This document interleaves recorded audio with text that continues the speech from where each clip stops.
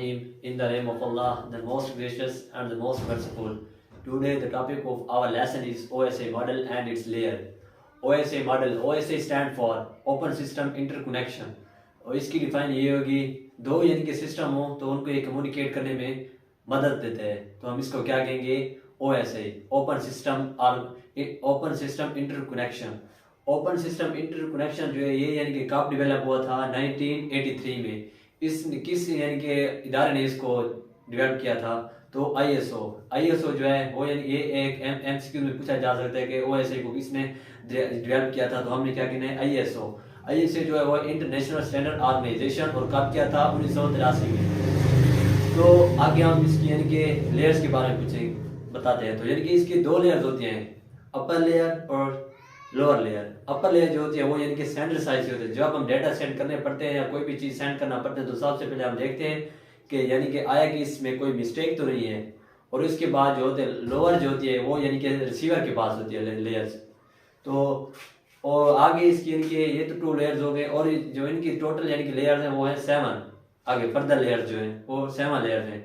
तो सबसे पहले वाली जो लेयर्स है वो कौन सी है, फिजिकल लेयर। नंबर 2 पे डेटा लिंक लेयर, नंबर 3 पे नेटवर्क लेयर, नंबर 4 पे ट्रांसपोर्ट लेयर, नंबर 5 पे सेशन लेयर, नंबर 6 पे प्रेजेंटेशन लेयर, और नंबर 7 पे एप्लीकेशन लेयर। तो सबसे पहले हमने एप्लीकेशन लेयर की बात करनी है। ये जो है ये टॉप मोस्ट लेयर होती है, यानी कि OSI मॉडल में जो टॉप पे होती है वो कौन सी होती है, एप्लीकेशन लेयर। एप्लीकेशन नाम से ज़ाहिर है कि यानी कि ये हमारे यूज़र के इस्तेमाल यानी कि यूज़र को इस्तेमाल फराहम करती है, तो फायदा देती है एप्लीकेशन जैसे। तो रिसीविंग एंड सेंडिंग प्रोसेस, तो इसमें क्या होता है कि रिसीविंग और सेंडिंग प्रोसेस इसमें होता है। कोई चीज़ यानी कि डेटा सेंड करना हो या वो रिसीव करना हो, तो यानी कि एप्लीकेशन लेयर में सब कुछ होता है। तो एप्लीकेशन लेयर में यानी कि आगे further FTP, HTTP and SMTP, ये यानी कि जो होती है टर्म्स ये इस्तेमाल होती है। FTP क्या चीज़ है, FTP stand for file transfer protocol, और HTTP इसके अलावा SMTP, ये यानी कि 2 टाइप 3 यानी कि आगे इसकी यानी कि डिफाइंस के लिए टर्म्स हैं, तो ये यानी कि इस्तेमाल होती है। FTP से मुराद फाइल ट्रांसफर, यानी कि जो फाइल्स होती है वो ट्रांसफर होती है इसमें एप्लीकेशन, और हाइपर टेक्स्ट वो होते हैं। हाइपर टेक्स्ट यानी कि HTTP जो हमने पढ़ा, जैसे HTTML होता है, ये यानी कि HTTP होता है, और आगे SMTP simple mail transport protocol होता है। इसमें यानी कि मेल वगैरह मेल्स जो होती है वो भी यानी कि इसमें सेंड होती है। तो नंबर 2 पे हम आएंगे प्रेजेंटेशन लेयर। प्रेजेंटेशन लेयर में यानी कि 3 टर्म इस्तेमाल होते हैं, रिफॉर्मेटिंग यानी कि डेटा रिफॉर्मेटिंग, इंक्रिप्शन एंड कंप्रेशन। रिफॉर्मेटिंग से क्या मुराद है, फॉर एग्जांपल अगर यानी कि हमने किसी चीज़ को कोई चीज़ आगे सेंड करनी है तो उसके मुताबिक हो। अब मैं मिसाल देता हूँ कि यानी कि एक बंदा है अनपढ़ है, अगर हम उसको कोई मैसेज देंगे तो उसको समझ तो नहीं आएगी कि यानी कि ये क्या लिखा हुआ है क्या नहीं लिखा हुआ।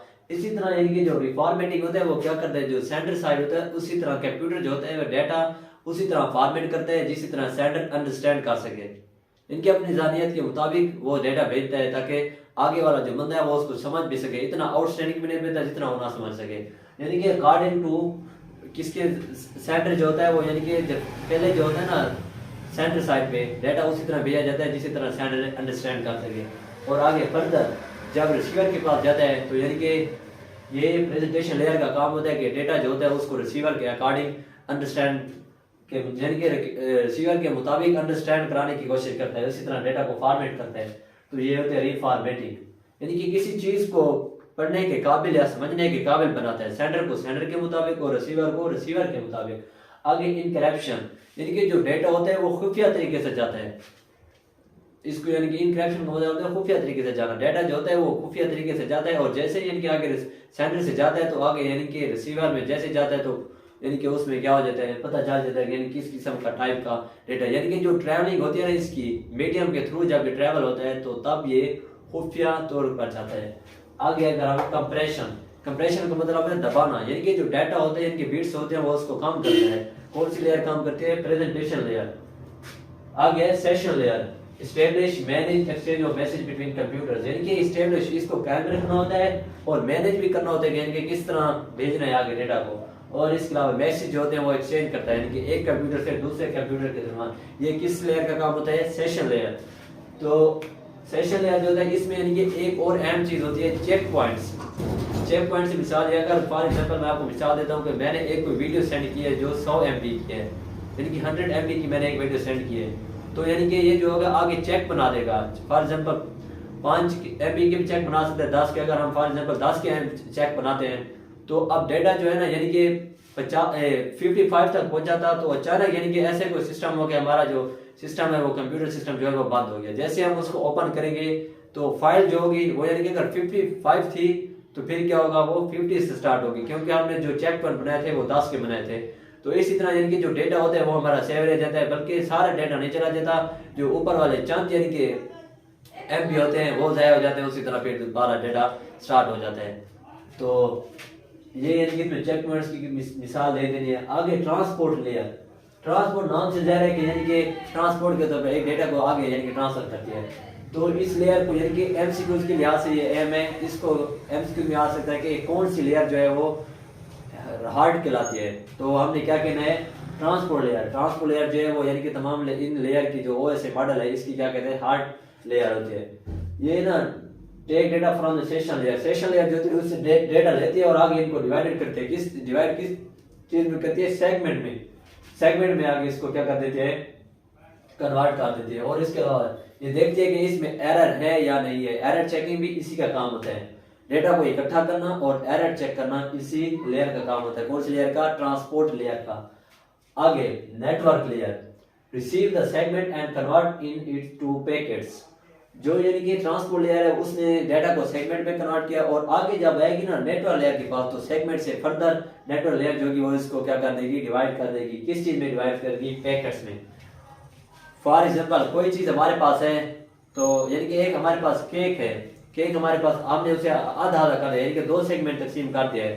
तो जब हम सेंटर में यानी कि उसको डिवाइड करेंगे तो वो क्या कराएगा, सेगमेंट कराएगा। और जब अगर फर्दर हम उसके 4 हिस्से करेंगे तो यानी कि वो क्या कराएगा, पैकेट्स में कराएगा। तो हम इस तरह यानी कि नेटवर्क लेयर है। आगे data link layer, data link layer जो है इसका काम क्या होता है, फ्रेमिंग होता है और फ्लो कंट्रोल होता है, एरर कंट्रोल होता है, एक्सेस कंट्रोल। ये यानी कि इसके चार काम होते हैं। कौन से, flow control, error control, access control और फ्रेमिंग। फ्रेमिंग नंबर 1 पे हम आते हैं फ्रेमिंग पे। फ्रेमिंग जो होता है यानी कि जो हमने पैकेट्स में कन्वर्ट किया था डेटा, अब हमने उनको किस में फर्दर कंफर्म आगे किस चीज में कन्वर्ट करना है, वो करना है फ्रेमिंग में। जिस तरह यानी कि केक था, पहले हमने उसका सेगमेंट किया, हाफ किया, उसके बाद फिर हमने उसके 4 टुकड़े किए, 4 टुकड़े के बाद जैसे हम उसको यानी कि बाइट में कन्वर्ट करेंगे, खाने के लिए जो यानी कि बाइट एक निवाले में जिस तरह यानी कि कन्वर्ट करेंगे तो हम उसको क्या कहलाएगा, वो फ्रेमिंग कहलाएगा।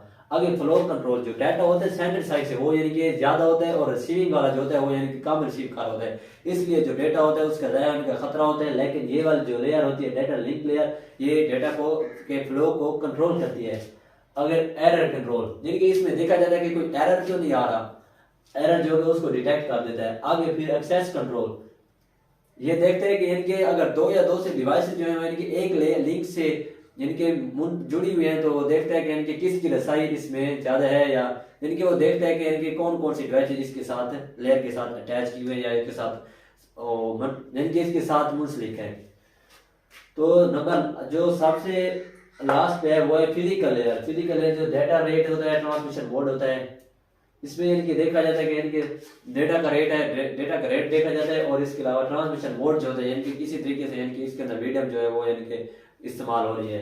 कैरेक्टरिस्टिक ऑफ मीडिया, मीडिया की कैरेक्टरिस्टिक देखी जाती है, एंड आल्सो इट्स टाइम, और इसकी तमाम जो होती है यानी कि वो मिसालें भी देखी जाती हैं।